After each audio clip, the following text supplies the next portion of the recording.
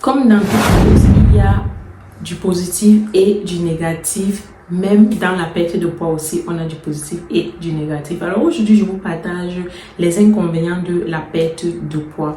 Parce que dans la dernière vidéo que je vous ai partagée, là-bas, je vous parlais des changements positifs qui m'ont aidé à continuer ma perte de poids. Aujourd'hui, je vous partage les inconvénients ou alors les changements négatifs que j'ai remarqué lors de ma perte de poids.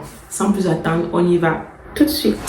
Premier changement physique négatif qui m'a fait mal, qui m'a fait très mal dans cette perte de poids, c'est les seins. Les seins, ça fesse lorsqu'on perd du poids.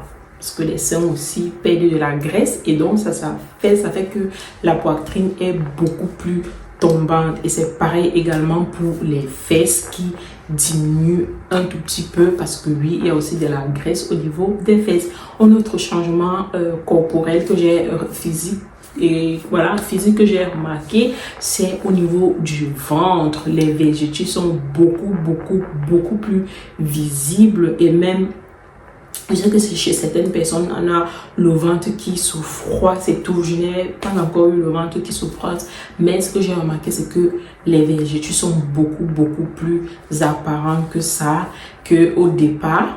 Les vergetures sont beaucoup plus apparentes. On a aussi les bras il y a la peau, voilà, il y a un excédent de peau qui tombe. Moi, j'ai juste la peau un peu moins ferme, tout simplement parce que je n'ai pas fait du sport. Mais si vous voulez pas que votre peau soit comme ça, il faut tout simplement faire du sport. Mais je sais que chez d'autres personnes, on a carrément la peau tombante, c'est-à-dire qu'on voit vraiment la peau comme ça.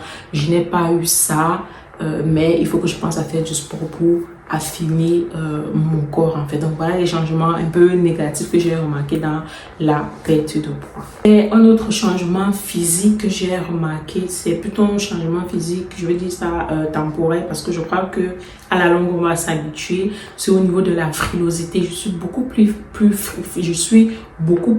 frileuse en ce moment. Je vous assure que même en été, parfois j'avais envie de mettre le pull pour sortir, soit quand c'est soit peut-être très tôt le matin ou encore très dans l'après-midi. Et même ce matin, lorsque je sortais, je me disais, ah non, j'ai trop froid, il faut que je mette mon pull et tout. Mais quand je suis arrivée dehors, il faisait tellement soleil que au final, je n'ai pas mis le pull. Mais lorsque je me retrouvais à l'ombre, je le posais quand même un peu sur mes épaules. Donc, c'est un petit changement comme ça qui est, je veux dire, négatif parce que on n'a pas tout le temps envie d'avoir froid. On veut aussi avoir nos bras dehors pour profiter de notre silhouette. Donc, voilà. On a aussi la fatigue parfois. C'est vrai qu'on a souvent beaucoup d'énergie, comme je vous ai dit dans la précédente vidéo, mais parfois on peut aussi se sentir super fatigué, surtout si on fait du sport. Donc lorsqu'on est en déficit calorique, c'est-à-dire qu'on mange moins et tout ça, il faut faire très attention à bien comment je veux dire ça, à bien repartir les aliments pour avoir toutes les propriétés, pour avoir tous les aliments en fait, c'est-à-dire glucides, lipides, protéines, voilà, vraiment avoir une composition assez équilibrée pour ne pas se sentir faible, surtout si vous faites du sport, c'est super important. Dans une prochaine vidéo, je vais vous partager tout ce que j'utilise pour ma perte de poids, tout ce que j'utilise et que j'ai commencé à utiliser dès le départ et qui m'a aidé dans cette perte de poids là. Je vais vous partager ça, comme ça vous allez voir un peu comment je fais en fait pour ne pas être fatigué, même si je ne fais pas de sport, je vous l'avoue, parce que le sport ce n'est pas mon truc. Il faut savoir se dire les choses.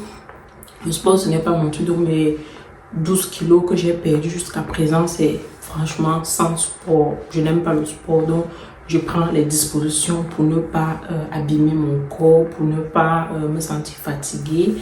Donc, en dehors des changements physiques, on peut constater que lorsqu'on perd du poids, on a aussi un impact sur la vie sociale lorsqu'on perd du poids.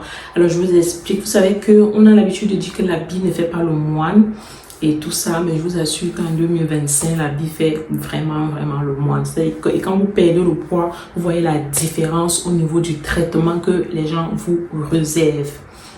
Notamment, il y a des gens qui vous draguent dans les rues, il y a des gens qui vous abordent, il y a des gens qui vous proposent même des services, tout ça gratuit parce que on vous voyait, voilà, et maintenant on vous voit très fin, très apprêté et tout ça. Donc les gens vous offrent des services. Je me rappelle la dernière fois, je suivais une influenceuse qui a beaucoup perdu du poids sur les réseaux et elle expliquait également ce phénomène-là.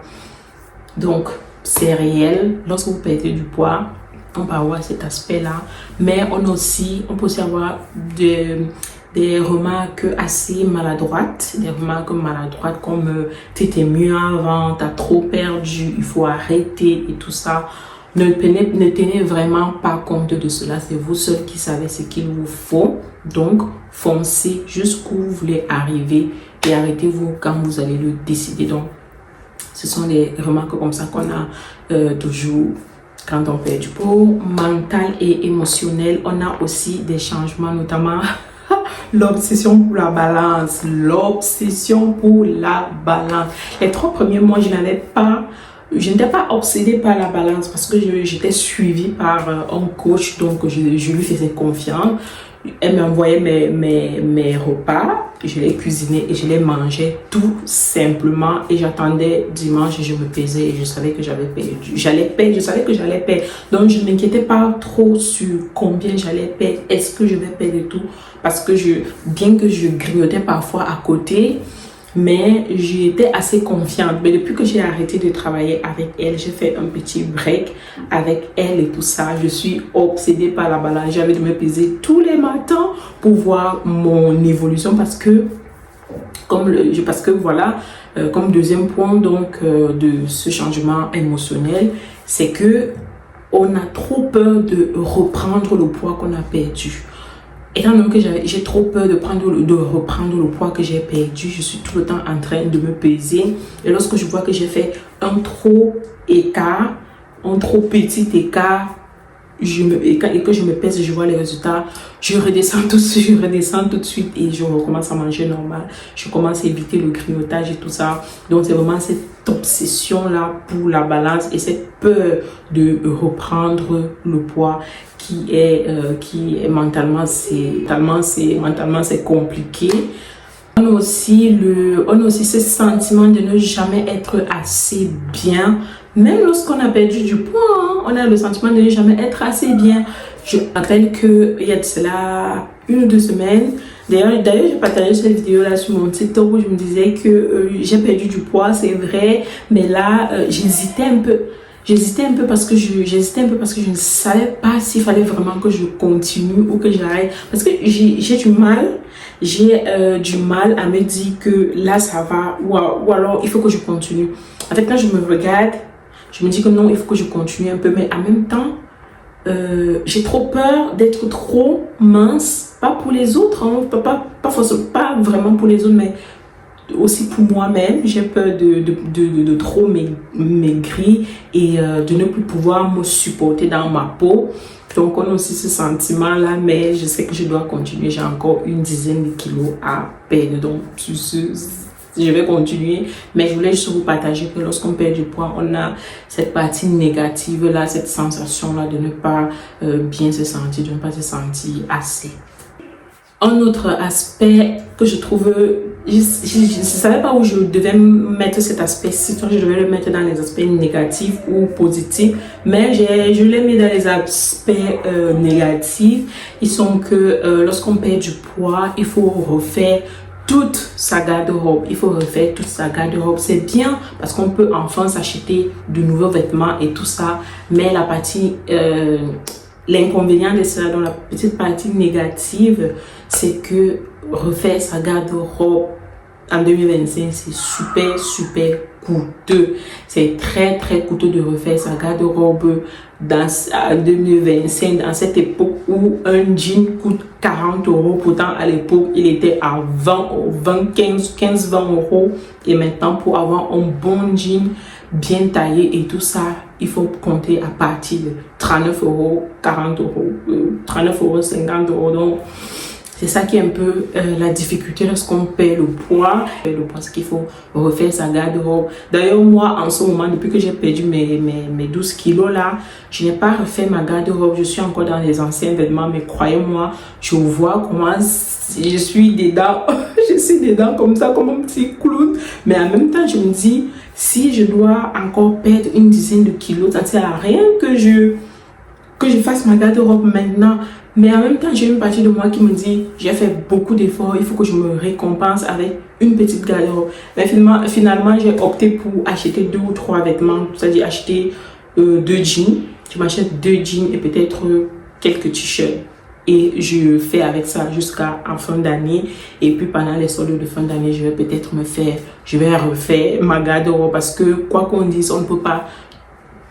Personnellement, je ne peux pas me permettre de refaire totalement ma garde-robe. Je préfère la faire progressivement parce que comme je vous disais tout à l'heure, c'est coûteux. Un autre aspect négatif après la perte de poids, c'est que l'entretien est parfois difficile. Ce n'est pas facile, c'est très très compliqué. Je parle de ça maintenant, bien que je n'ai pas encore terminé ma transformation, mais je le vois. Comme je vous ai dit, j'ai fait un petit break avec la coach.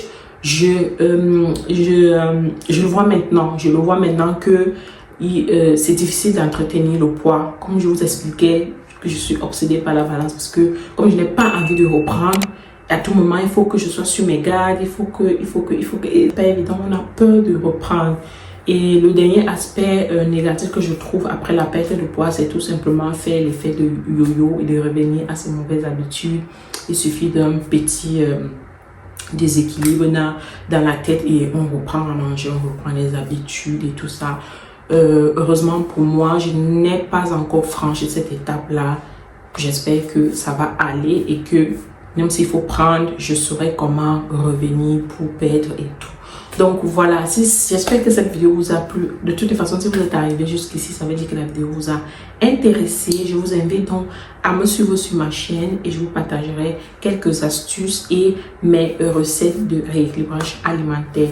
N'hésitez pas à vous abonner et nous on se dit à la prochaine vidéo. Portez-vous bien tant physiquement que mentalement parce que le mental c'est aussi très important. Bye!